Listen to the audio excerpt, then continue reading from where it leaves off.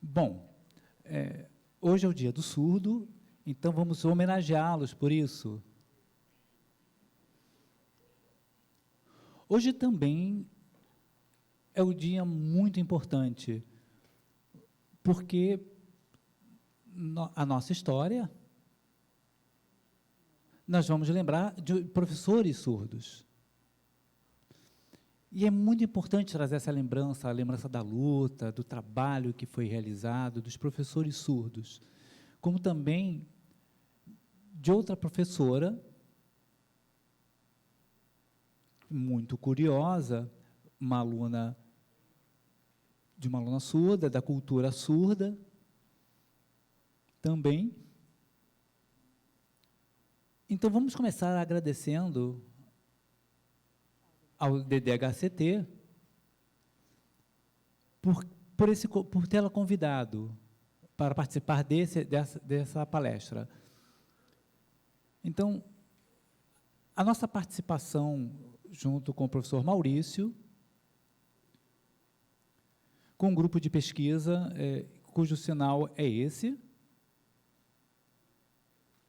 e nós pensamos em organizar essa palestra, esse debate de hoje, trazendo o quê? Os principais professores surdos.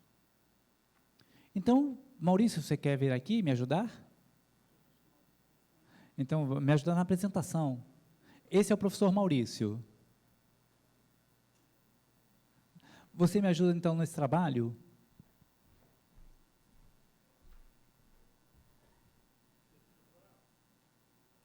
Só um minutinho, espera um pouquinho, só volta, retorna. Então, nós organizamos, e essa é a imagem, essas fotos são muito antigas, são de propriedade do professor do Sebastião, o 007, e também do professor Vicente. Ele telefonou, nos avisou, pedindo desculpas, porque o professor Vicente me avisou, inclusive, que ele não poderia vir por questões pessoais. Ele não conseguiu não iria conseguir chegar aqui. Ele estava chorando, inclusive, mas essas imagens são deles. E é muito importante também trazer essas imagens, porque são as histórias, são os registros, e são relatórios da sua formação, de como quando era aluno aqui na UINES.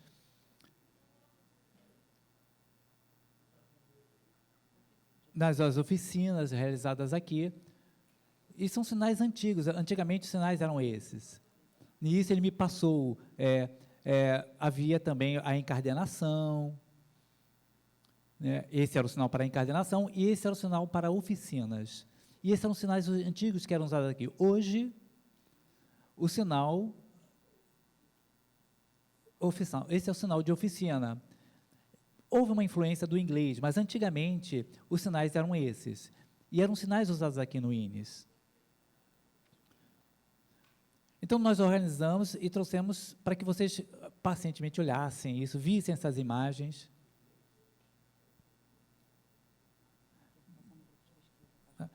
Pode colocar a apresentação do grupo de pesquisa.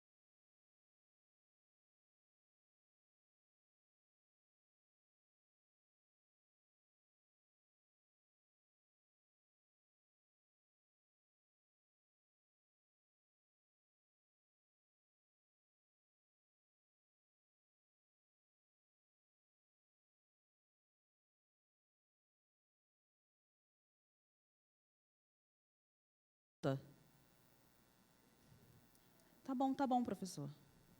Então, esse é o nosso contato, tem o e-mail do grupo de pesquisa, o nosso ambiente virtual é esse.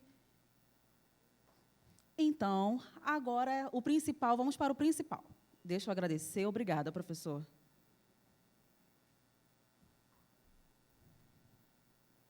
Pode fechar. Não precisa, não vamos mostrar slides. Agora, o principal, o que seria? Os nossos convidados, professores. Vamos convidá-los, os professores convidados. Por favor, professora Lília. Lília Lobo.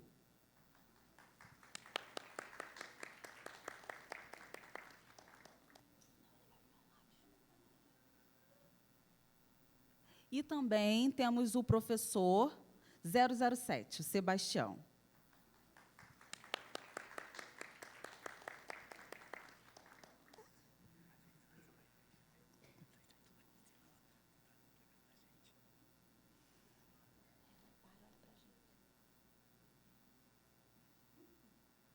Então, deixa eles conversarem. Então, eu vou explicar como vai acontecer. Como vai ser a organização agora? Eu vou pedir que cada professor se apresente de forma sucinta, em torno de 5 minutos, 3 a 5 minutos. Aí, cada professor vai estar se apresentando e, depois, logo em seguida, eu vou fazer uma organização de 2 perguntas para cada professor. E cada professor vai ter 10 minutos para responder. E depois vai ser bem livre para cada um perguntar, fazer uma roda de perguntas, opinar. Tá bom? Deu para entender, os professores? Então, eu vou pedir que o 007, o Sebastião, possa se apresentar. Vou fazer em língua de sinais, né? Tá bom. Boa tarde. É um prazer estar aqui diante de vocês, estou muito emocionado. Há muito tempo atrás, era muito difícil a língua de sinais, mas hoje eu estou mais confortável, hoje está mais confortável. Aqui no INES, eu cresci aqui, eu vim para cá desde pequenininho, trabalhei aqui, até me aposentar. Não é bem aposentadoria, faltava língua de sinais, faltava ensinar, passar os conhecimentos na área de encadernação, né, na parte elétrica, consertando aqui os monitores, e ensinando os surdos a fazerem isso, levavam choques até, e havia o risco, mas eu mostrava para ele com carinho, os ajudava, então isso foi muito bom, isso serviu para o aprendizado deles. E eles aprenderam, e aí estão felizes. E agora eu retornei aqui pelo sindicato, eu participo lá do sindicato, trabalhando, e passo o dia e a tarde aqui trabalhando. A professora Aline, nós dois vamos juntos muitas vezes, lá em Brasília, nós vamos a diversos lugares, em todo o Brasil mesmo, e isso é muito bom. É a prática do sindicato, isso é muito bom, porque o sindicato luta pela gente, pelos nossos trabalhadores, e isso é muito bom. Eu agradeço a todos vocês e estou muito satisfeito por todos vocês aqui. Muito obrigado a vocês.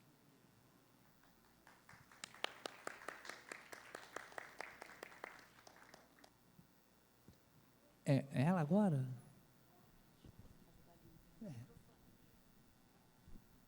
Alô? Se você quiser, você pode, a intérprete vai interpretar de lá. Se você quiser, você fala sentada, você fala em pé, como preferir. A luz não dá para se ver. Deixa bem, tudo bem. Muito boa tarde. Mais para frente? Isso, assim.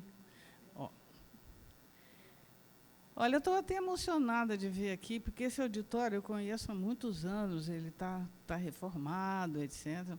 Logo que eu pisei aqui, eu me lembrei de um espetáculo que eu assisti aqui, de um famoso mímico, ele já não existe mais, mas era o maior mímico do mundo, Marcel Marceau. Ele fez um espetáculo aqui neste instituto.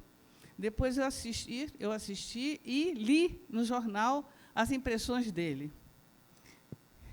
Ele falou que nunca teve uma experiência tão rica, tão interessante quanto foi fazer um espetáculo de mímica para as pessoas surdas.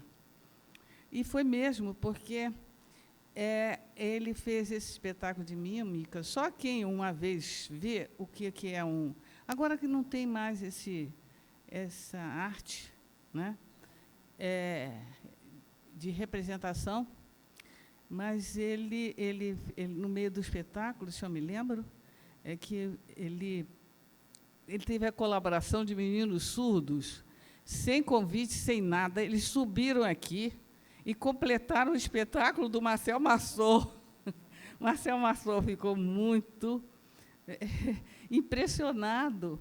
Ele disse que nunca tinha visto isto, tamanha capacidade desses meninos, né? E aí eu volto aqui, claro que eu me lembro de outras vezes, me lembro da época que eu fui aluna aqui, né? Depois como fui professora, enfim, eu tenho uma trajetória um bocado longa, um pouco interrompida, mas um bocado longa. Quando entrei aqui, eu tinha apenas 15 anos.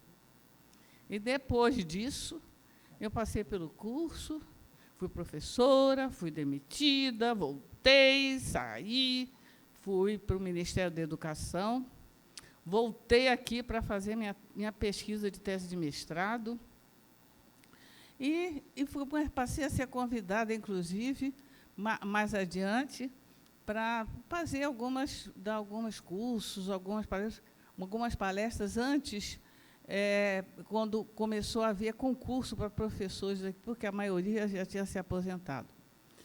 Bom, isso é uma história longa, que eu depois prefiro contar mais adiante, mas até a década de 80 eu ainda estava ligada à questão dos... Claro que não era em tempo integral, mas era uma coisa que sempre teve no meu coração. Nunca vou esquecer as experiências que eu tive aqui, tanto as boas quanto as ruins, mas, de qualquer maneira, elas fazem parte da minha formação, da minha vida.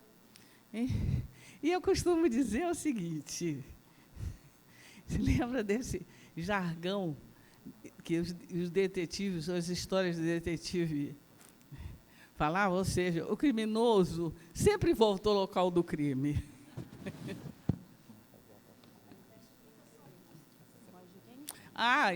Quando eu entrei aqui com 15 anos, eu fiz o curso de formação. Eu entrei aqui em 1954.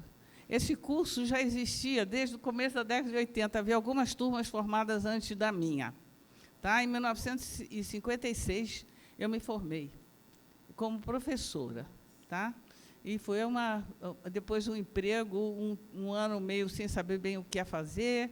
Enfim, a gente foi aproveitado pela campanha do surdo. Isso é uma história longa, né? E, bom, depois de uma porção de atropelos, que eu não vou contar mais, né, eu fui demitida em 1961. Impetrei o mandado de segurança. Consegui, e claro que eu levei uns 2 anos para ser readmitida. Eu fui readmitida. Ganhei uns 4 anos de serviço público, às custas desse mandado de segurança. Não fui só eu demitida, não. Todos os professores que estavam aqui nesta época, pelo menos a maioria, eram em torno de quase 150, foram demitidos. Bom, isso eu retornei, fiquei até o momento em que casei, pedi licença, depois entrei para o Ministério da Educação, tive que largar o instituto, e aí comecei a trabalhar no sentido de melhorar a situação de carreira dos professores de surdos. Não eram só os professores de surdos, os professores de ensino especial, como era chamado, dos cegos também. Nós éramos enquadrados pelo nível 14. Era preciso passar para o nível 19. E eu comecei a trabalhar no Ministério da Educação para que isso acontecesse. Depois eu conto essa história, como é que isso aconteceu, via Conselho Federal de Educação, que funcionava lá ali no Palácio Capanema.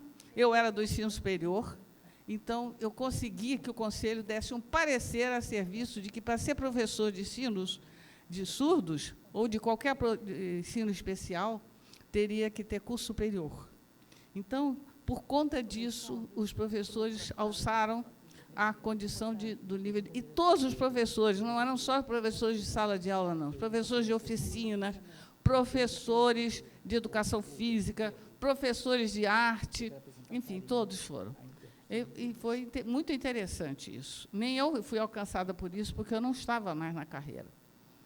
Bom, mas eu não abandonei. Uma coisa é a carreira, e outra coisa é o coração, não é mesmo? Bom, agora já terminei, e eu costumo dizer que eu sou uma espécie de remanescente. Tá? Eu sou remanescente do Instituto, né? Ainda não faço parte do museu. Ainda não. Então, um beijo para todos. Eu estou muito feliz de estar aqui, muito satisfeita de vir aqui novamente, sabendo que que tudo modificou e modificou para muito melhor do que tudo que eu vivi aqui, muito melhor. Era sempre um sonho de que a gente visse que uma grande instituição como essa, centenária, né, tomasse a liderança desse trabalho, com todas as condições que o INES poderia ter e tem agora. Então, eu agradeço muito e fico muito feliz de estar aqui.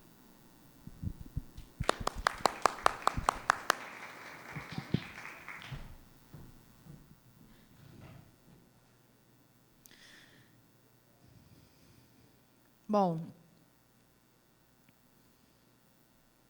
agora vou aguardar só um minutinho. Vou esperar aguardar você.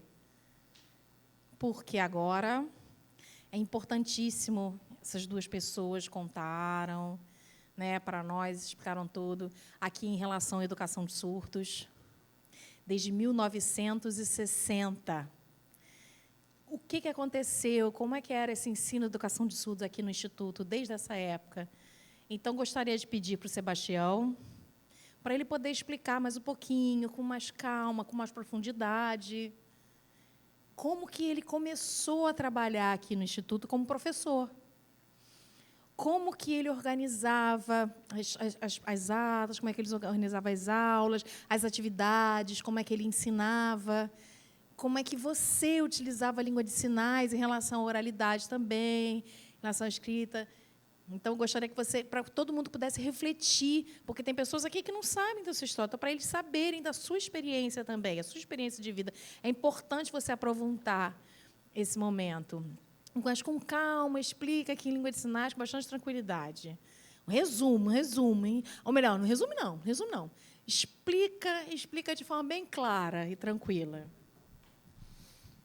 Bom, eu já fui a Vitória, e morava no interior, e vim para cá, para o INES. A primeira vez que eu vim ao INES é que eu entrei aqui no INES, e quando eu entrei, eu fiquei muito satisfeito, porque era uma escola de surdos, e eu estudei. E eu não sabia matemática. Eu não sabia, fui aprendendo, e depois eu fui estudar português, mas inglês era muito difícil, mas português também, e eu estudava,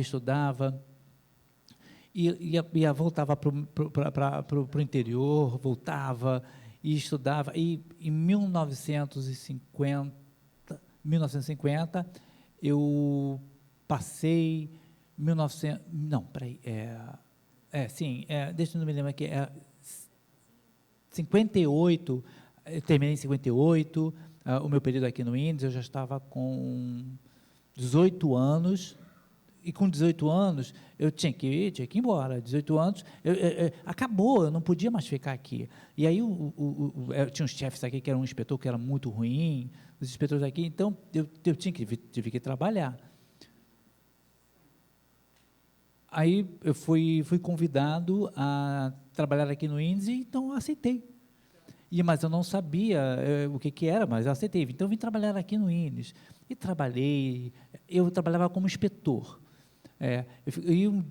Um dia eu fui aprovado, né? Aí eu vim para cá, comecei a trabalhar, trabalhava na encardenação, fui trabalhando na encarnação, fui arrumando lá as coisinhas e ensinando aos surdos que vinham também, fui ensinando.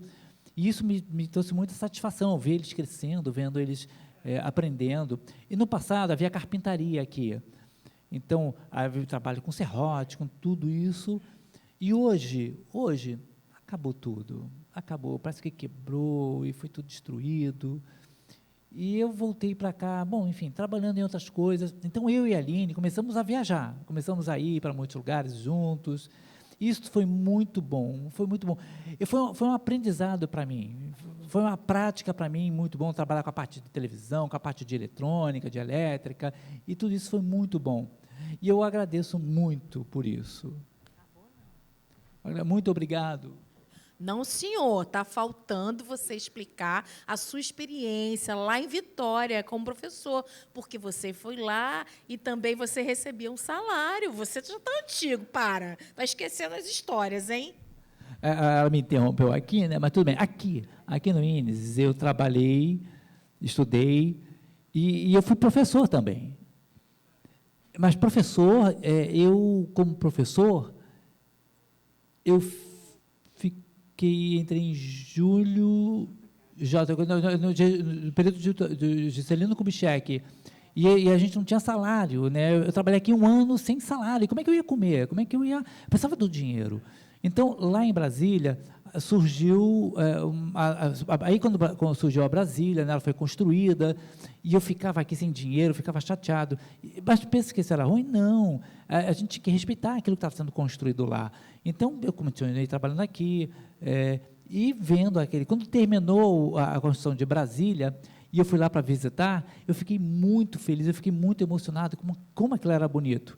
E aí veio todos aqueles atrasados, aquele bolo de dinheiro veio para mim, e isso me deixou uma satisfação enorme. Eu agradeço a Deus, que foi uma coisa maravilhosa, foi muito bom. E aí, eu tinha que deixar a Brasília sendo construídas, e foi só isso. Então, aí lá em Vitória, eu fui trabalhar em Vitória, e eu estava aqui no INES, aí eu pedi uma licença, meus pais estavam doentes, então eu pedi uma licença, e me liberaram, então eu fui para Vitória, e cheguei lá no Espírito Santo, eu fiquei ajudando meus pais, tomando conta lá, cuidando deles, comecei a trabalhar lá.